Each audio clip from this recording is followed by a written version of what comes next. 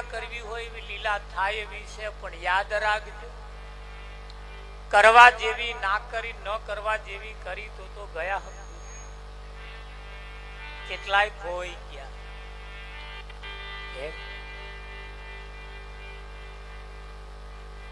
અહીંયા આગળ કેટલા જન્મ્યા એનો કોઈ હિસાબ નથી, અને હજુ કેટલા જન્મવાના એનો કોઈ હિસાબ નથી. જન્મ્યા છે એટલે જ માથા.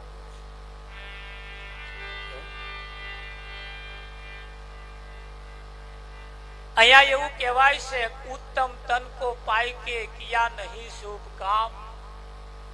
84 લાખ શરીર બનાવ્યો છે પરમાત્મા. કેવી એની રચના કરી છે તમે જુઓ. પણ આટલી બધી રચના કરી છે એનીમય સારામાં સારું સાધન ઇમ્પોર્ટેડ 1 નંબરનું સાધન ઓને કહેવાય. અને આ સાધન જો બન્યું છે તો પછી આવું પાછું બનતું નહીં. બને એટલે કહ્યું આ લાસ્ટ એન્ડ ફાઇનલ. આજે અહીં ટોરો વરીને બેઠા, એમાં આજે કોકની નાઈટ છેલ્લી પણ હોય શકે. કાલ હવામાં એકાદ દાગીનો ના એના માટે તો છેલ્લી ને. અને આ છેલ્લી નાઈટે જો ભજન થઈ જાય તો એનો બેડો પાર. અંત સમય આ જીવનું કલ્યાણ કરવા માટે છેલ્લામાં છેલ્લું ભજન. પણ આપણે છેલ્લામાં છેલ્લું ભજન જ્યારે કરીએ છીએ એમનું અવસાન થયા પછી. આ પહેલું કરવા જેવું. હવે અમને શું ફાયદો? આ તો એમના નામે ભજન થાય. એમ તમારા માટે કલ્યાણ કરવા માટે તમારો ફાયદો થાય એવું જો કરવું હોય તો તમે હો ત્યાં સુધી ભજન કરી લેવું. પણ નહીં કરે એ એમના મેનું હશે જ નહીં. સમજણ આવી ત્યારથી અમને મેનું નક્કી કર્યું એક સારું એવું ઘર બનાવવું, સારા એવા કયાગ્રહ લાવવા પાસે. આ એક હોય ને પાછું સારા હગા ખોરવા, સારો એવો ધંધો કરવો. ઘરમાં શું નહીં, જૂનું કાઢી નવું લાવવું.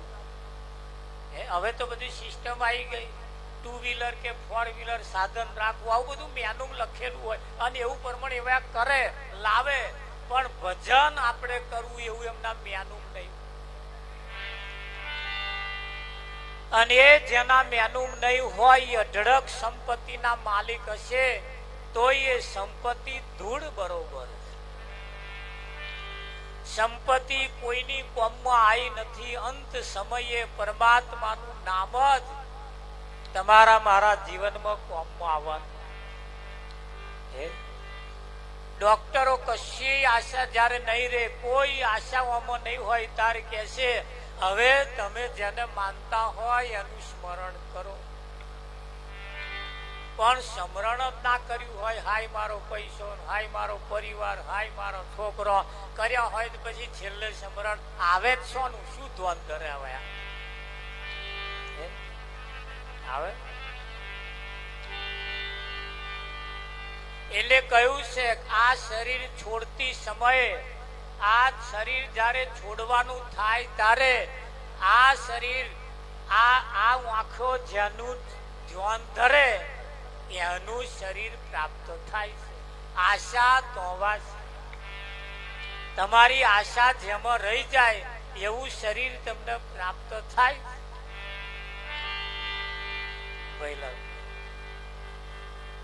પેલો 2001માં 2માં કઈ પેલો ધરતીકંપ આવ્યો ને ત્યારે આપણી બાજુમાં વડોદરામાં પેલી મોટી હોસ્પિટલ SS નહીં, એના ચોથે માર બધા ભાગલા.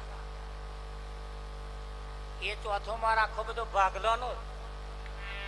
તે કોઈને 20 કિલો લટકાયેલા, કોઈને 10 કિલો લટકાયેલા, કોઈને તો પગે ના હલાવે એવા પરણ હોધા કરેલા, બધા ખાટલા મૂકેલા, બિલ્ડિંગ હલવા મોડી.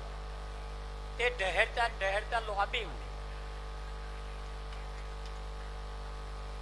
એમને ફોન નહીં કે લોબી માંથી તમે જશો તો એમ કરતા ખાટલામાં પડી રહ્યા હોત તો તે ચેટલો એનું હંધાઈ ગયેલું તૂટી ગયું.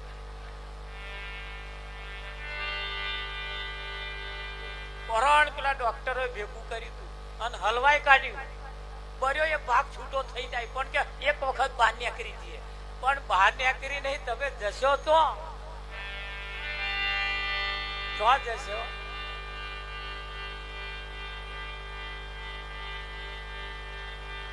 જવાની જગ્યા તો તમારે કન છે ને,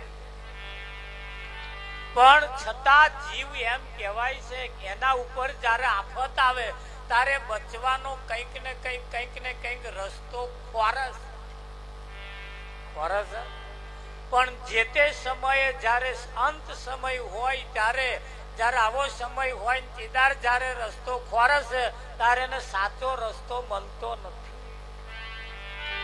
જો અત્યારે એનામ ફીટ બેહી જાય, કોના સિવાય બીજો કોઈ રસ્તો નહીં, તો પાણી પહેલા જો પાર બાંધી લે તો આજે પાણી વહી જાય છે, જતું રહેશે ને જાય નહીં, બંધ. પણ આ પાર બાંધતા નહીં એની માટે. આ ભજન રાખવા પાછળનો હેતુ, ભજન રાખવા પાછળનું કારણ કઈ કારણ વગર કશું થતું નથી. જેમ તેમ કરીને સંતોનું, મહાન પુરુષોનું કેવું એમ કે આ જીવનું કલ્યાણ થાય કેવી રીતે, એ કલ્યાણ કરવા માટે આ જીવ રસ્તો ખોરસ. શું ખોરસ? રસ્તો ખોરસ. હા, એક માતા સ્વ શિક્ષક નું કારજ સારે, એક માતા સ્વ શિક્ષક નું કારજ સારે. આવું તમે બધા સાંભળ્યું હશે. એક માતા હોય એના જે બાળકો હોય એને એવું ભણતર ભણાવે, સ્વ શિક્ષકો ના ભણાવી શકે એવું શિક્ષણ માં ભણાવે. ભણાવે કે ના ભણાવે? હા ભણાવે ખરા, પણ મોબાઈલ હાથમાં હેઠો મિલે તાર ભણાવે ને. તો આવી કલાક મોબાઈલ હાથમાં એ અત્યારે શું ભણાવે? એમ ભણાવે? કહેવતમાં કહ્યું, ખોટું નહીં કહ્યું, એક માં સ્વ શિક્ષક નું કારજ સારે. પણ અત્યારે એવું યંત્ર હાથમાં આવી ગયું છે, એ છોકરું રડતું હોય, જે શીખવું હોય શીખે, જો ફરતું હોય એવો એ મોબાઈલમાં બચે. પછી આ હારા રિઝલ્ટ આવે, એમાં લાગ્યો દહમાં ફેલ થયો. ફેલ જ થાય ને.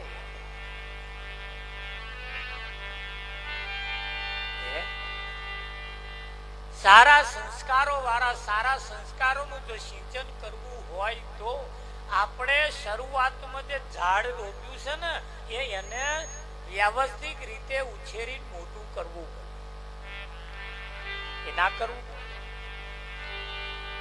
હા. અને એ તારે અન્યમાં આવતું નહીં, કુવામાં હોય અવાડામાં. હા બધા એવા ભેગા થાય તો પછી આમાં કોક નવાઈ નું ચીરો પાડે જમનો થાય પાડે. એટલે એના માટે આ ભજન એના માટે છે. ભજન હોય, પરમાત્માની કથા. એવું કહેવાય છે કે સંત સમાગમ ને પરમાત્માની એટલે હરિકથા. સંત સમાગમ હરિકથા તુલસી દુર્લભ દોય. રામાયણ ની અંદર સંત તુલસીદાસ કે છે સંતનો સમાગમ અને પરમાત્માની કથા કોઈ ભાગ્યશાળી, કોઈ પુણ્યશાળી ને ઘેર હોય. આ પરિવાર એટલો ભાગ્યશાળી, એટલો પુણ્યશાળી હશે તે એને ઘેર પરમાત્માની કથા, સંતનો સમાગમ થાય. બાકી એટલો 50 વર્ષનો વણો વીતી ગયો, હજુ કઈક ના ગરમ આવો મંજીરો ખખડ્યો નહીં. એ નહીં મંજીરો ખખડ્યો. એમને સંત તુલસીદાસ એમ કે છે કે એને ભાગ્યશાળી કયા નથી. એ શું કયા એ તમારે સમજી લેવાનું. તુલસીદાસે એવું નહીં કહ્યું ભાઈ બીજું કશું, પણ એ શબ્દ વાપર્યો નહીં, પણ તમારે સમજી લેવો. જેને રાખ્યું છે, જેને આવું સંતનો સમાગમ, પરમાત્માની કથા કરાવવાનું કહ્યું, તાર એવા બ્રાહ્મણને બોલાઈ લાયા અને બ્રાહ્મણને બોલાવીને કથા કરાઈ. એટલે બ્રાહ્મણે કઠિયારાની વાત મોડી, લીલાવતી ચંગાવતીની વાત મોડી, 5 વાર્તાઓ મોડી. એટલે આમ કઈ નાથ જોડીને બેહી રહ્યા. મહારાજે ચોપડી જોઈને કથા પૂરી કરી. મહારાજ કહે શું અને પેલો સમજે શું, બસ મેં કથા કરી.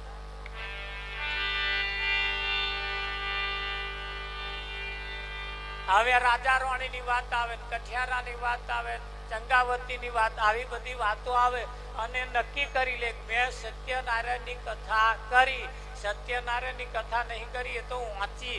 આજે સત્યનારાયણની કથા ચાલે.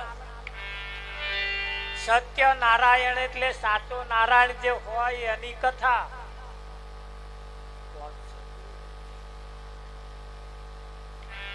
સત્યનારાયણની કથા એટલે સાચો નારાયણની કથા. સાચો નારાયણ છે કઈ?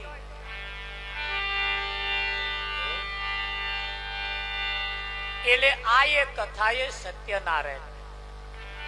અને સત્યનારાયણની કથા એ જેના જીવનમાં સંત તુલસીદાસ કે છે સંતનો સમાગમ આ ચાલી રહ્યો છે. સંતનો સમાગમ ચાલે છે અને આ સમાગમની સાથે સાથે પરમાત્માની કથા.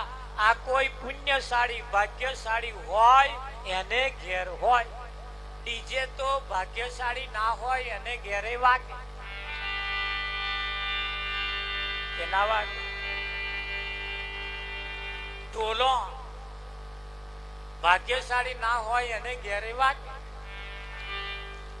લગ્નનો અવસર, લગ્નનો સાજ બાજ એ તો બધો વંશ પરંપરાગત તમારે ના વગાડવા હોય તોય કોઈ મફતે વગાડી જતો. પણ આ અહીંયા આગળ કહ્યું છે માથું મેલે એ માલ ખાય. શું મેલે? માથું મેલે માલ. શેમાડાની અંદર, વગડાની અંદર કોઈ હોશિયાર બુદ્ધિશાળી લોકોએ એવું એક કામ કરેલું.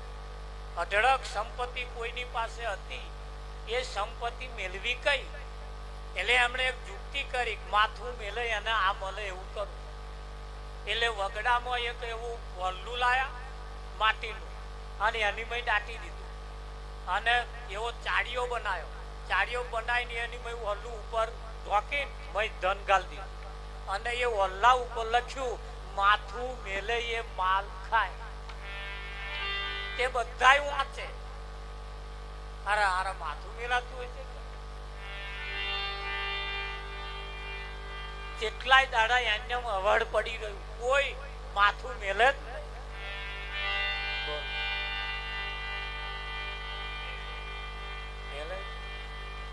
એક વખત એક ભરવાડ એવું કહેવાય છે ગાયો ચારવા ગયેલા. ગાયો ચારતા હમણાં બોર્ડ વાંચ્યું તો લાકડી ટેકો લઈને ઉભેલા અને વિચાર્યું ખારું માથું મેલે માલ ખાય. કેટલા દાડા એ આ લખ્યું. આ હારા લખવા વાળા શું કરવા લખ્યું? મેલીને એક લાકડી ઠૂહો ભાજી ના જુદા મહી ધન ને મહીથી ધન ને આ વાણીમાં અઢળક ધન ભરેલું પડ્યું છે, પણ કોક ફોડવા વાળો મળવો. ફોડવા વાળો મતલબ કોક ખોલવા વાળો મળવો જોઈએ. તો અઢળક અમહિત ન્યાકરે